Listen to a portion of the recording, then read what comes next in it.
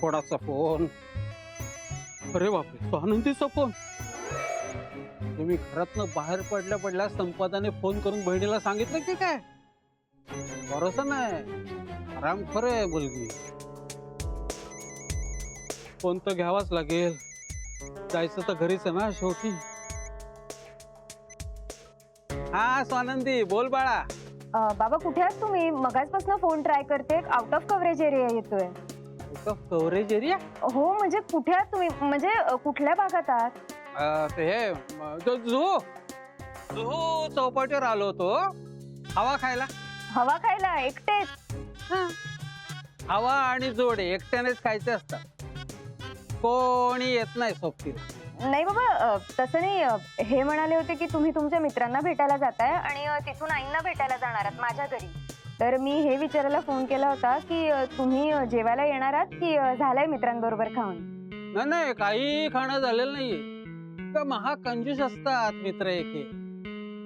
कपभर चहा आणि मऊ पडलेली बिस्किट दिली फक्त. भूक आहे आम्हाला, मी येतोय जेवायला. हो हो या ना, नीट या बाबा. बाय. हो.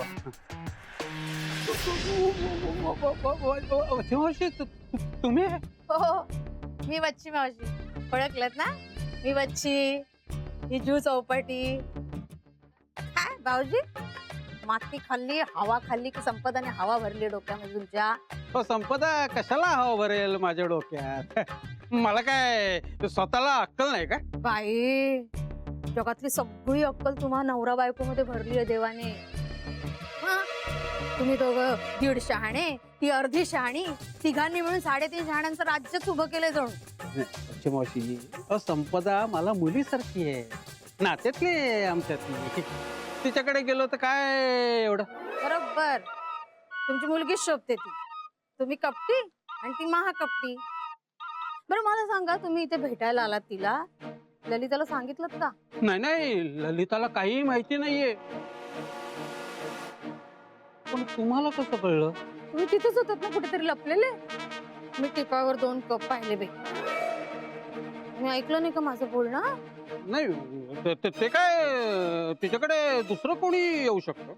एवढं मूर्ख नका ना समजू मला. आयुष्यभर तुमच्या जोड्याशी उभं राहावं अशीच इच्छा व्यक्त करत होतात ना, त्यामुळे तुमचे जोडे, तुमच्या चपला चांगल्या ध्यानात आहेत माझ्या. मी टिपावर 2 कप पाहिले ना चहाचे, तेव्हाच बाहेर पडताना दाराशी असलेल्या तुमच्या चपला सुद्धा हेरल्या. तुम्ही स्वतःला लपवलं, पण चपला लपवायच्या विसरलात भाऊजी. ते राहिलंच वाटतं. हो राहिलं ना. तेव्हा संपदा सोबत काय चालायचं ते चालू दे, पण स्वानंदीला त्रास द्यायचा नाही. वच्ची मावशी, स्वानंदी अतिशय गुणी मुलगी आहे, तिला कशाला त्रास देईन मी? ती संपदा आहे ना स्वानंदीची सख्खी बहीण, ती नेहमी तिला पाण्यात बघते. त्यामुळे तुम्ही दोघं मिळून जे काही करत असाल ते जर ललिताच्या विरोधात असेल ना, तर माझी काहीच हरकत नाही. मी सुद्धा पाठीशी आहे तुमच्या. पण स्वानंदीला त्रास देण्यासाठी जर तुम्ही दोघं एकत्र आला असाल ना, तर वच्छीची गाठ आहे भाऊजी, लक्षात ठेवा. अरे बाबा, खूप उशीर झालाय, मी निघतो जरा. किती दिवस तंबू ठोकलाय अजून? आई तुम्ही काय तंबू काय? अगं असं काय म्हणतेस? आपल्याला कळायला नको का किती दिवस राहणार आहे ते? आणि बाई माणसाने आपल्या तब्येतीचे चोचले किती दिवस करायचे? नाही, त्या म्हणाल्यात की आता मला बरं वाटतंय, मला घरी जाऊ द्यात म्हणून.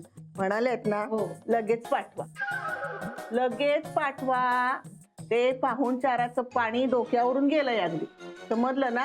आणि त्यांच्या घरी त्यांच्या लोकांना त्यांची आठवण येतच असेल ना.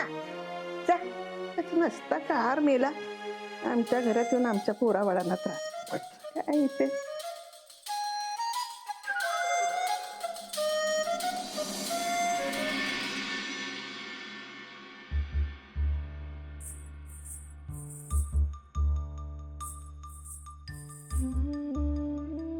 स्वानंदी, तुझ्या घरी झाली असेल ना ज्योतीची पूजा? हो तर आईनं निदान दर्शन तरी मिळावं. काकूने ना मस्त आरत्या आणि मुरण्या केल्या असतील. मस्त ना गुळा तुपाचा वास असा घरभर दरवळत असेल. स्वानंदी, मुरण्या म्हणजे काय ग? म्हणजे कणकेचे गोड गोळे ना? पण आम्ही त्यांना उंबर म्हणतो. त्याच मुरण्या. आरत्या म्हणजे ना गोड पुऱ्या असतात, कुरकुरीत. आमच्याकडे दोन्ही करतात, आरत्या पण आणि मुरण्या पण, म्हणजे उंबर. आणि ना आम्हाला चौघींना त्याचा मान मिळायचा. आई आणि काकू कणकेच्या दिव्याने औक्षण करायच्या आणि मग आम्ही त्याचा फराळ करायचो. आजी पण करायची जीवतीचं व्रत. बाबा आणि काकांसाठी ना? नाही, चौघांसाठी. आजी म्हणते सुना पण माझ्या मुली आहेत. अरे वा. येऊ का ग मुलींना? बच्ची मावशी.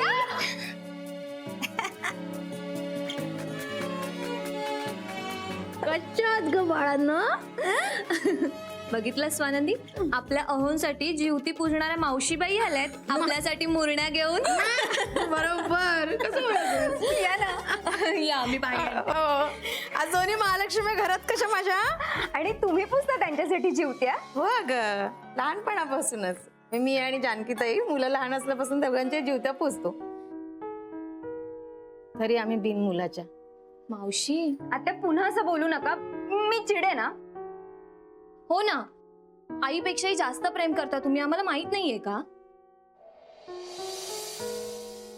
हो ग राणी, करणारच ना प्रेम. हे घे. उंबर ना. आम्ही मुरण्या म्हणतो, म्हणजे तसंच करतात ना. हो ग, नावं वेगळी, पदार्थ एकच, प्रदेशाप्रमाणे. आपण नाही का वरणफळ डाळफळ म्हणतो, कोणी चाकोल्या म्हणतो, तसं आहे हे. तुमच्या मुरण्या यांची उंबर. मावशी, रेसिपी एकच असते ना? हो, तीच तीच. म्हणजे पिकलेलं केळं कणकेमध्ये कुस करायचं, थोडीशी वेलची पूड टाकायची, कणिक नसेल तर रवा घालायचा, साखर घालायची, गुळ घालायचा, साखर नसली तर, आणि बनवायचं. आम्ही ना ओलं खोबरं पण घालतो. तू करशील तेवढे नखरे आहेत बाई. हौसेला मोल असतं का? ज्याला जसं वाटेल तसं करतो आपला. पण तुम्ही आठवणीने माझ्या पोरांना द्या हो. हा, अगदी जीवतीचा नैवेद्य खाण्यासाठी आसुसलेली असतात पोरं माझी. हो माहितीये. हा, भांडण होतात त्या दोघांमध्ये. हो, म्हणजे त्यांचं चालू असतं, तू एक जास्त खाल्लास ना रे, नाही नाही मला एक मिळालंच नाही, असं लहान मुलासारखं काहीतरी करत असतात. बरं आत्या, तुम्हाला खायला काय करू? थालीपीठ लावू? वेडी आहेस का? माझ्या दोन्ही मुलांनी जीवतीचं नैवेद्य खाल्ल्याशिवाय मी उपवास सोडत नाही अगं. आत्या, म्हणजे तोपर्यंत तुम्ही काहीच खाणार नाही? नाही, देवाने मला हक्काचं आई पण दिलं नाही ग, पण ही 2 मुलं झाल्यापासून मला माझी मुलं मिळाल्यासारखी वाटतात. लहानपणापासून मी माझ्या पोरांना जीवतीचं नैवेद्य दिल्याशिवाय उपवास सोडत नाही. रक्ताचं नातं असतंच ग महत्वाचं, पण हे मायेची घट्ट वीण असलेलं नातं आहे ना, हे जास्त महत्वाचं वाटतं मला. खरंय, माझ्या घरी पण काकू आमच्या चौघींसाठी उपवास करते. हो ना अगं, मी पण. मुलं लहान असल्यापासून माझं आपलं येणं जाणं असतंच ना या घरामध्ये. तर मुलं लहान असल्यापासून त्यांना बालवाडीत पोहोचवणं, त्यांची दप्तरं भरून देणं, पुस्तकांना कव्हर लावणं, त्यांना हवं नको ते खाऊ घालणं, माझं चालूच आहे. त्यांच्या हौसा मौजा मीच भागवलंय. आता पोरं मोठी झालीत, पण काही नेम मी नाही चुकवले हो, माझं येणं सुरूच आहे. हा, बघितलंस ना स्वानंदी, सगळे लाड त्या दोघांचे. आपलं काय? अगो बाई गो, ते काय ग माझ्या जुईच्या कळ्यात रुसलत का ग? तुम्हाला कसं विसरेन बाळांनी. माझ्या पोरांना सुखी ठेवताय तुम्ही. आणलंय